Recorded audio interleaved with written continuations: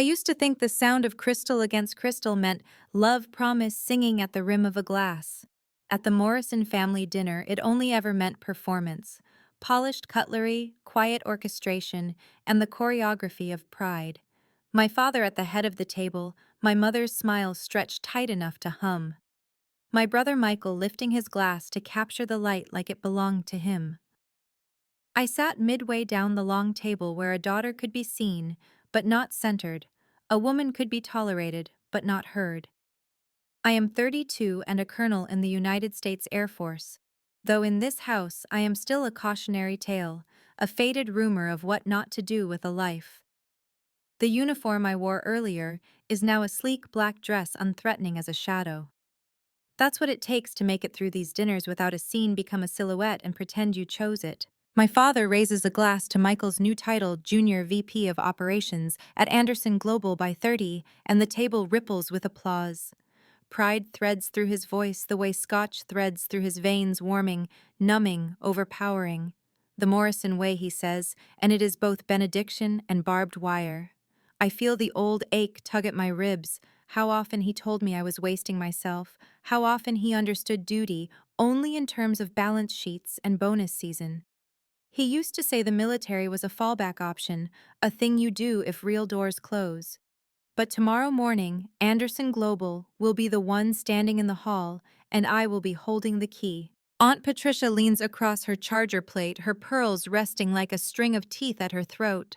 She always asks questions designed to sound kind in photographs and cruel in the room. Still playing soldier, dear. Her syllables arrive lacquered, presentable. I swallow my smile.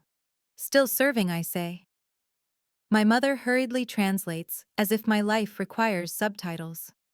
Administrative work now, something with computers. I picture the operation orders braced on my desk, the classified briefing slides, bearing my initials, the 300 personnel whose lives arc toward my signature. I set down my fork. I do not correct my mother. Let them think I file, I tell myself. Let them think my rank is a whim, and my hours are a hobby. There is more power in quiet knowledge than in loud persuasion, and I learned that lesson in a house where nothing changed when you shouted. Michael's grin carves the air. I could get you something entry-level, he says, and everyone laughs like they've been cued. A smattering of cutlery, a glint of glass, and somewhere inside me, the old humiliation stirs, then recedes, then stirs again. Humiliation is a tide. It learns your beaches and maps your caves, and knows exactly where to crash. I have medals for operations I cannot name and scars from choices I cannot discuss, and I have also learned to breathe underwater. Do I hate them for it? Hate is too simple. What I feel is older and more complicated, a braided thing that might once have been love and duty, and the child's belief that survival equals pleasing. I used to study my father's hands as he signed contracts and think, that is what power looks like. It took years to realize that sometimes power grows quieter and colder, and it lives in your spine when you stand up from a table and decide you will not bleed for an applause line. I excuse myself before dessert, citing an early morning. That much, at least, is true. When I step into the night, winter scrapes its knuckles on the sky, and the Morrison house glitters behind me like a jeweled apology. In the car, I drop my civilian phone in my bag and open the secure one. The line clicks, and the Major General's voice arrives clean as steel. Everything on schedule, Colonel. It is not the sound of a paycheck, a title, a favor. It is the sound of two people who understand that responsibility is both a burden and a burnished crown. On schedule, I confirm. We hang up without flourishes. Real power does not require them. Back in my apartment, the one my family imagines is government-issued and dim. I shed the black dress for softness, then cross to the wall of glass where the city sprawls like circuitry. Lights tremble across the river. The skyline holds its breath. I touch the uniform I will wear tomorrow. There is a particular stillness that happens in the seconds before you step into a room that once made you small. It is not a swagger. Swagger is what you wear when you feel unsafe. This is readiness.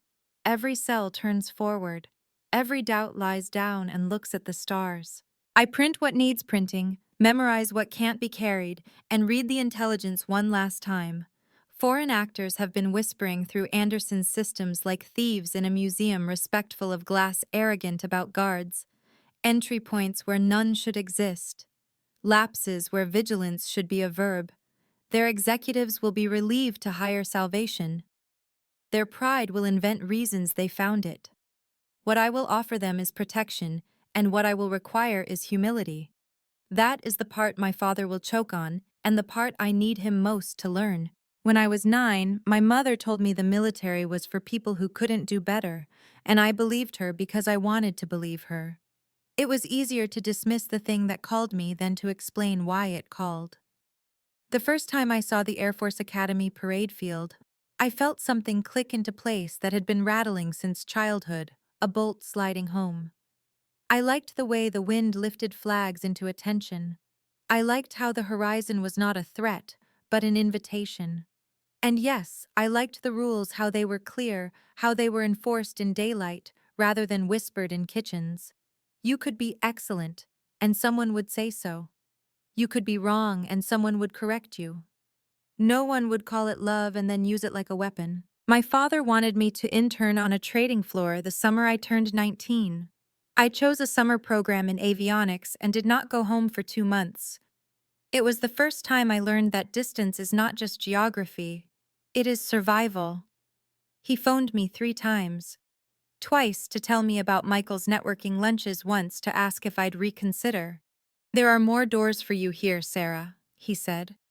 I remember sitting on the edge of a narrow dorm bed, my hands smelling faintly of solvent, the skin around my nails stained with ink from a schematic. "I'm exactly where the doors are," I told him, and hung up before he could love me into obedience. Now, years later, I watch the city push midnight toward morning. In the reflection, my face looks like my mother's when she's not smiling for anyone. Strong mouth, careful eyes, a woman who learned how to hold a family together by holding herself apart. I feel tenderness for her. I couldn't access when I still needed something. She would not give permission to be what didn't fit her script. She has 1,000 exquisite ways of saying don't, and none of them sound like commands. She calls them suggestions, then flinches when I ignore them. If I'm honest, there's grief in that.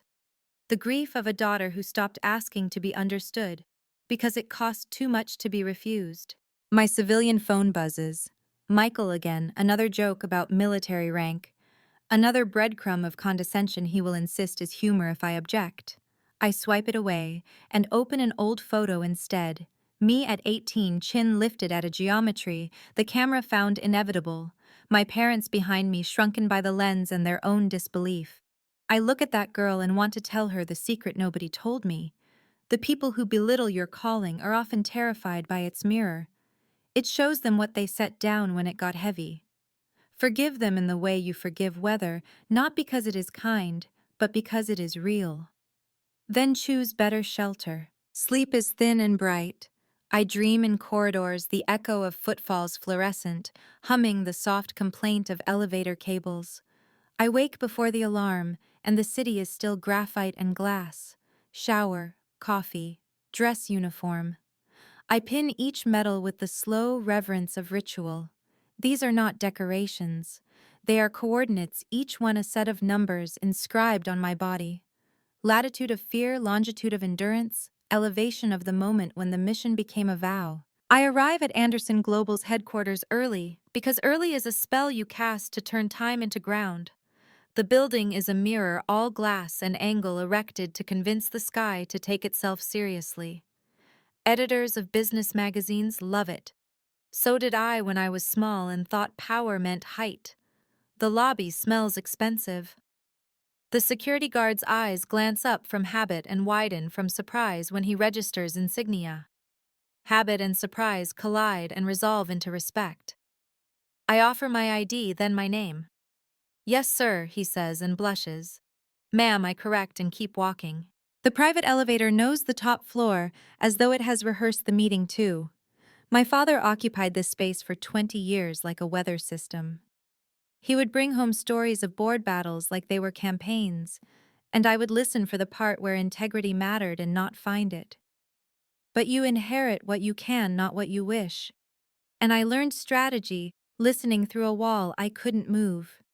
Now the carpet under my polished shoes is the color of money, and the air is tuned to a temperature that flatters the powerful. I think not with bitterness, but with clarity. Luxury is often just the absence of friction, engineered by people you don't see. Inside the conference room, the screen sleeps like an animal that knows its size. I wake it and the classified slides throw silent light into the glass. For a moment, I let myself feel it without downplaying or apology. The weight of command, the privilege of service, the way the two braid into a rope strong enough to hold the body's fear while the mind does its work.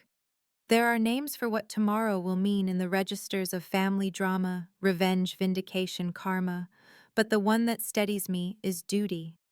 I am not here to humiliate my father, though humiliation may arrive as an uninvited consequence. I am here to draw a perimeter around the vulnerable and enforce it. This has always been my job, even when it looked like homework at a kitchen table, while the adults drank and barked and made much of themselves. I can hear them in my head still. The jokes about playing soldier, the performing concern about my options, the promises of introductions to men with the power to take care of me, as though care were a thing you outsource when you're tired of carrying yourself. I let the voices wash over me and past me. They are theater. Meanwhile, my body keeps time with something older than their scripts, the count-in of discipline, the choreography of purpose. My pulse finds the cadence it uses before a briefing. Breath in, breath held, breath out. Calm arrives like an ally who has my codes. In a few minutes, Major General Harrison will join me. In a little while, the board will file in, herded by agendas and caffeine arranging themselves in a pecking order, polished by years of practice. And then the room will do what rooms always do when truth enters it. Without raising its voice, it will listen.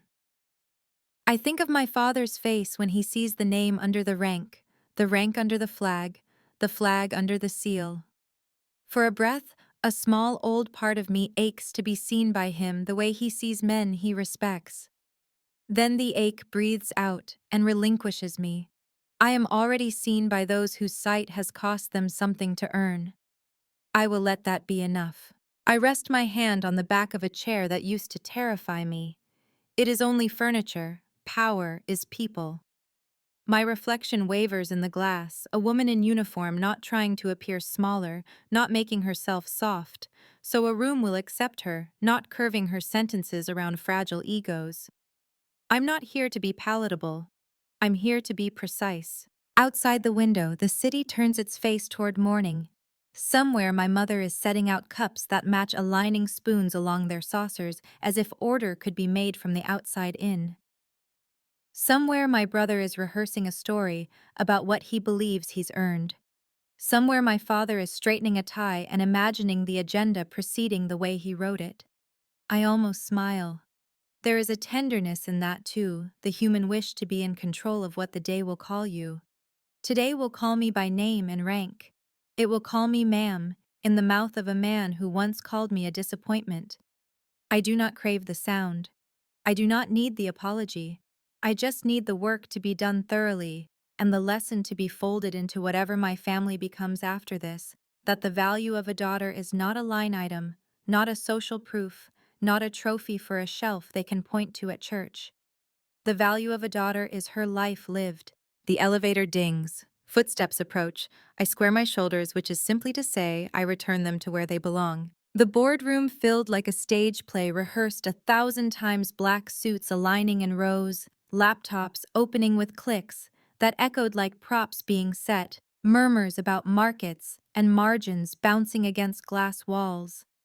At the far end, my father's voice carried the weight of practiced command.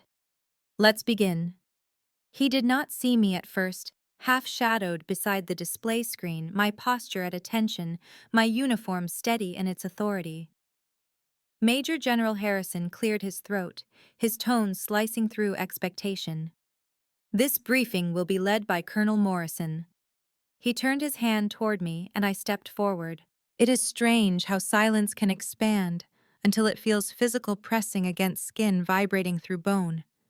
My father's eyes caught mine, then flicked to the name tag, the insignia, the medals. He froze. Michael's smug smile slid off his face as though someone had knocked it loose. Around the table, confusion bloomed, board members trading looks, brows lifting pens, pausing midair. I let the moment stretch, let them taste the power of not knowing what story they had been living until just now. "Good morning," I said, my voice clipped, trained, impossible to mistake for meek. "I am Colonel Sarah Morrison, Commanding Officer of the Air Force's Cyber Operations Command. We're here to discuss serious vulnerabilities in your network security." The screen flickered alive with the classified slides I had prepared. Lines of attack vectors, diagrams of breach points, red flashes where defenses should have held but collapsed instead. 3 months ago, foreign actors infiltrated this system. I continued. Client data infrastructure, proprietary technology, all compromised. What your technical team identified was only the surface. I clicked again, revealing the depth of exposure. Gasps cut the air. My father's complexion had gone ashen, the blood seeping from his face. For years, he called me fallback.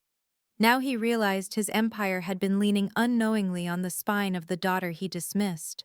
He tried to intervene, voice fraying. "Now wait a minute, Sarah, you can't just—" Major General Harrison's interruption was sharp as a blade. "That's Colonel Morrison, Mr. Vice President. And yes, she can. She's the only one in this room who can approve the contract you're seeking." My father recoiled. A ripple of unease rolled through the board. I had their attention. Now I would take their certainty. The terms I laid out were uncompromising, full overhaul of their systems, perpetual audits by my division, stringent compliance with military protocols. The numbers made a few of them pale millions, maybe tens of millions. If you refuse, I added evenly, Anderson Global will be classified as a national security risk. That means termination of all government contracts, effective immediately. My father's jaw tightened. He knew exactly what that meant. His life's scaffolding would fall. I gave them 24 hours. Not because I needed to, because I wanted them to sit with their arrogance overnight and feel it shrink into desperation. The meeting dissolved with hurried whispers and sidelong glances. My father stayed seated, unmoving, as though if he did not rise, he would not have to admit what had shifted. Michael lingered by the door, eyes fastened to my medals, as if staring long enough would make them counterfeit. At last my father spoke hoarse. "All this time, you were—" His words tangled with disbelief. "Why didn't you tell us?" I met his gaze steadily. "Would you have listened? Or would you have dismissed it like you dismissed everything else I did?" He had no answer. I collected my files. Michael, suddenly boyish, whispered, "Sis, I didn't know." I cut him off before pity could soften the steel in my spine. "By the way, about that entry-level job you offered, my base salary is 3 times yours. Keep it." My father rose, hands half outstretched, voice fumbling toward reconciliation. "Perhaps we could discuss this as family." I turned back at the threshold, uniform gleaming under the boardroom lights. "Last night you said I'd never be anything, that I was wasting my potential. Well, this is my potential. And right now I am not your daughter. I am a colonel doing her job." James Harrison appeared at the door, crisp and sure. "The Joint Chiefs are waiting, Colonel." Michael whispered the words back, bewildered. "Joint Chiefs." I nodded. Turns out pushing papers can lead somewhere after all. And then I walked out, leaving behind a room full of men who had only ever measured me against their own narrow rulers. That evening my phone swelled with messages. My mother, suddenly proud of the daughter she had hidden behind euphemisms. Aunt Patricia, full of apologies. Cousins eager for help joining the Air Force. I ignored them, poured wine, watched the city shimmer from my penthouse balcony. The uniform hung behind me like a second skin. Revenge was not the point, though it tasted like it. The point was truth, not shouted, not demanded, but undeniable. A week later, the contract was signed, the largest in Anderson Global's history. The board had quietly maneuvered my father toward early retirement, his authority now a relic.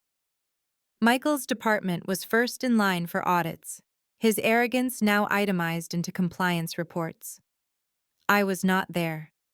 I was in Washington briefing Congress on cyber threats, my words shaping national policy, while my family scrambled to rewrite their narrative about me. My father emailed, "An apology.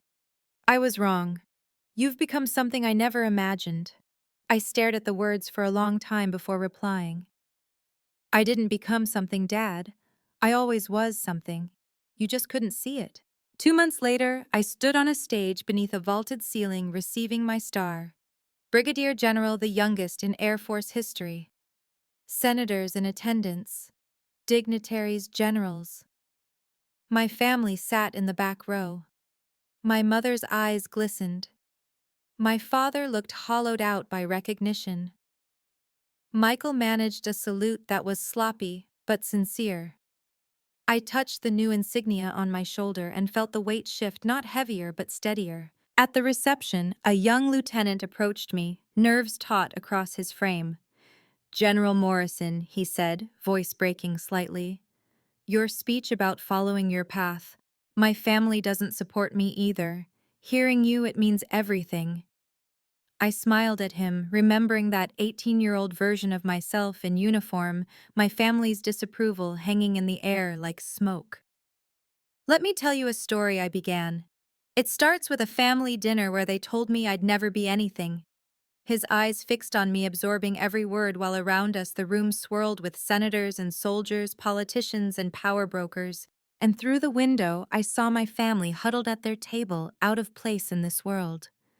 They looked smaller there, fragile even. Not because I had eclipsed them, but because their version of greatness had. The Morrison name did mean something in this city. Just not what my father believed. It meant service. It meant excellence. It meant daring to disappoint the right people in order to become the person you were always meant to be. Sometimes triumph feels less like a shout and more like a release, the way a fist unclenches after years of gripping a blade by the wrong end. Becoming Brigadier General should have been that release, the proof that every sacrifice, every scar, every lonely hour bent over classified files instead of crowded dining tables had carved me into something undeniable. And yet, when the applause faded and the brass band dissolved into chatter, I found myself standing in the corner of the reception hall, wine glass, trembling slightly, wondering why victory still tasted like ash. My father's words echoed in me, not the email where he admitted he was wrong, but the decades of disappointment that shaped the marrow of who I thought I was. Fallback option. Waste of potential. You'll never be anything. They burrowed deep, weaving themselves into the fabric of my selfhood, until even success could not always dislodge them. I carried medals, promotions, a star on my shoulder, but I also carried ghosts. That was the part no one applauding that night could see. The young lieutenant's eyes had shone as he listened to my story, but what I wanted to tell him most was this: recognition doesn't erase the ache of having once been unseen. It just makes the ache quieter, like a wound scabbing over. You stop bleeding in public, but underneath the tissue is still tender.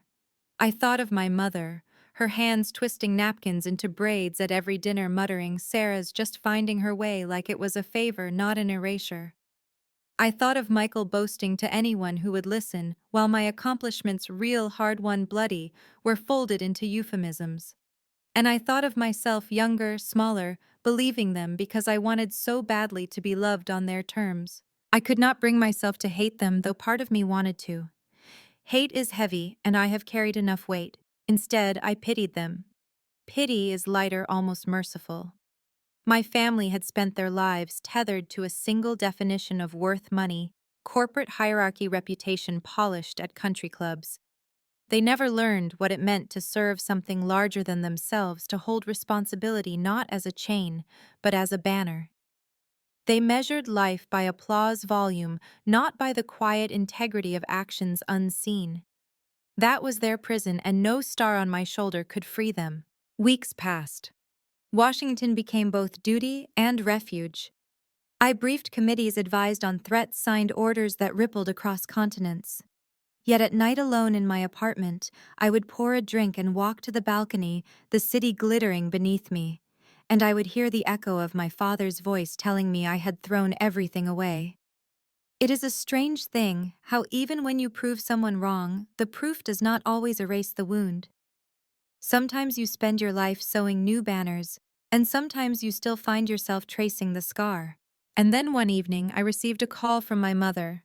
Her voice was uncharacteristically small, stripped of the brittle polish she usually wore like jewelry. "Sarah," she said, pausing as if to measure how much of my patience remained, "your father isn't well." My heart stuttered. She explained quietly, stress shame the slow unraveling of a man who once believed himself unbreakable. The company had moved on without him, his legacy reduced to a line item. He doesn't leave the house much," she whispered. "He talks about you." I stayed silent, my chest a battlefield of emotions. Part of me wanted to harden to say this was the consequence of his own choices, that life has a way of humbling those who refuse to bend. But another part, the part that still remembered being 9 years old, watching him storm out the door while my mother clutched me tight, ached. Love and anger are not opposites. They are twins born of the same fire. When I finally went to see him, the house felt smaller than I remembered, the ceilings lower, the light dimmer. He sat in his armchair, a man aged not just by time, but by the collapse of certainty. His eyes lifted to mine, full of disbelief, and something else, shame maybe, or longing. "Sarah," he rasped. "No colonel, no general, just Sarah." For the first time in my life, he said my name like it belonged to me. And for a long moment, neither of us spoke. The silence was thick, not hostile but aching with all the words we had never managed to exchange. "Why didn't you ever tell me?" he asked, finally voice breaking. I swallowed hard. "Because you wouldn't have believed me, and because I shouldn't have had to prove myself for you to see me." He flinched, the truth landing heavy. His eyes watered, and for once he didn't disguise it as anger. "I was wrong," he said again, softer this time, like an admission wrung from the last of his pride. I wanted to forgive him in that instant, to lay down the years of hurt and step into a version of us that could have been. But forgiveness is not an impulse. It is a process. What I could offer him then was presence, sitting in the chair across from his, letting the air carry what words could not. Sometimes presence is the closest we come to peace. Weeks turned into months. My visits became routine. My mother less brittle in my presence. Michael less arrogant in his messages. My family had not transformed. They were still who they were, but the axis had shifted. The power no longer flowed one way. I was no longer the invisible daughter. I was the mirror they had to face, the living proof that the path they mocked could lead to something unshakable. And though revenge had tasted sweet for a moment, what lingered was something deeper: release. Looking back now, I understand that vindication was never the endgame. What I needed most was not their recognition, but my own. To stand in front of myself and say, "You are enough," not because of rank or medals, but because you survived the dismissal, the doubt, the silence, and you still chose to rise. That is the kind of victory no applause can give, and no disapproval can take away. So when people ask me what lesson I learned from my family, from the betrayals and the dismissals and the years of invisibility, I tell them this: your worth does not shrink just because someone else refuses to see it. Their blindness does not diminish your light. Sometimes the bravest thing you can do is walk your path while they laugh, and keep walking until the laughter quiets and the truth stands alone. And if you're listening now, if any part of my story echoes in you, if you've ever been told you were nothing, if you've ever been mocked for daring to choose differently, remember this: sometimes the most powerful revenge is not proving them wrong, it is proving yourself right. If my journey has touched you, please share this story so it reaches someone who needs to hear it. Leave a comment with your own battles, your scars, your victories. Subscribe if you want to walk this road with me, where truth is stronger than silence and resilience louder than doubt. Because none of us are invisible, not really. And the moment we choose to rise, the world will learn to see us.